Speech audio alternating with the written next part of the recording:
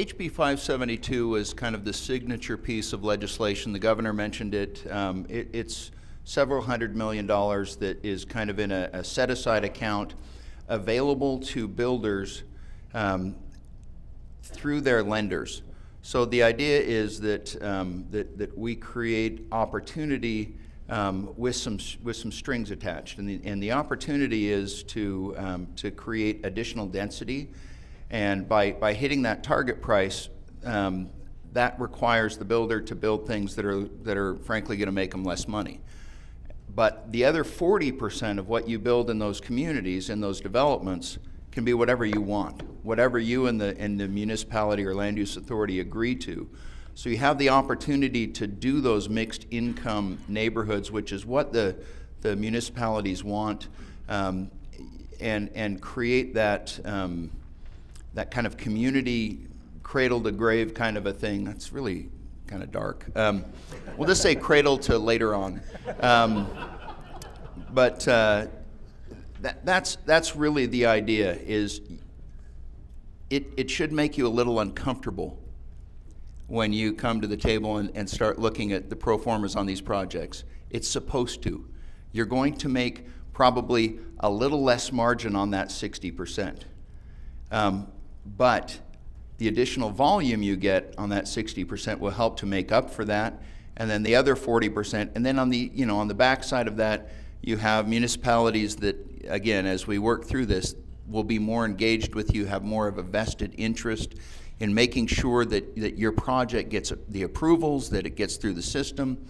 I mean, frankly, we know it shouldn't take as long as it does, right? I mean, there's a point where you have this public process, and then once that public process is done, then it's just work.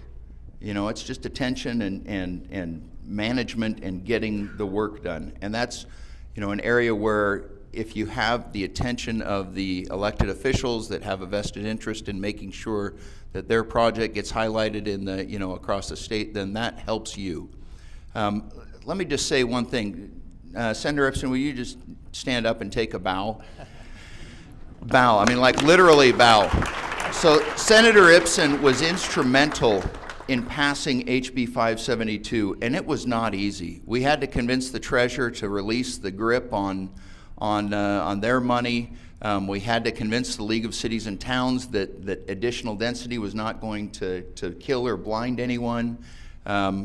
It took a huge kind of collaborative effort. You've got a senator here who is masterful at that effort. And I worked with him when I was in the House, just watched and learned from him, and he's continuing to do the work. So please send him back. I don't know if there's anybody else in the room that is running. Hopefully not. Give us Don Ipsen back, please. We need him. You need him. And anyways, I just wanted to highlight Senator Ipsen's role in this because it is huge.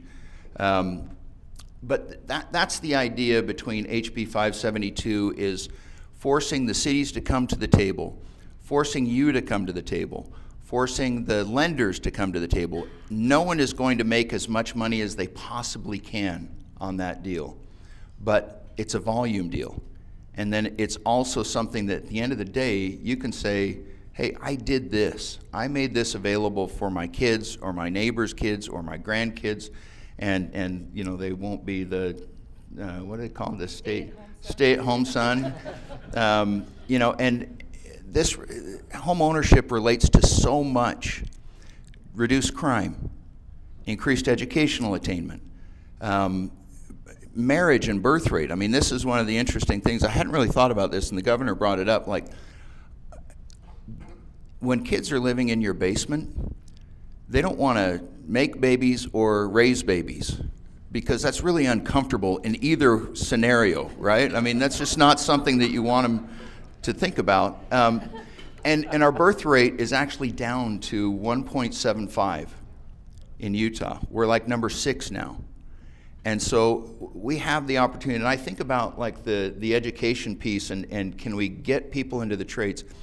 If we can juice this supply side of our economy, if we can create more opportunities, more volume, more forward progress in our construction trades, that will attract people here. You'll get people coming here from Vegas, especially if they can buy a house at the end of this project. You can offer your people a place where they can actually afford to live. And that is a huge, huge benefit. So I just can't overstate the significance of what you guys do, what we need you to do more of, and work with me. Ross and everybody's got my contact info, I think, in the whole state now, but I am more than willing, in fact, I'm super happy to meet with you and your cities and just talk through it. And I'll lay the guilt trip on them like you've never seen. I'm super good. I'm getting better even. Really good at creating that opportunity for them to go back to their citizens and say, no, we have to do this. This is no longer an option.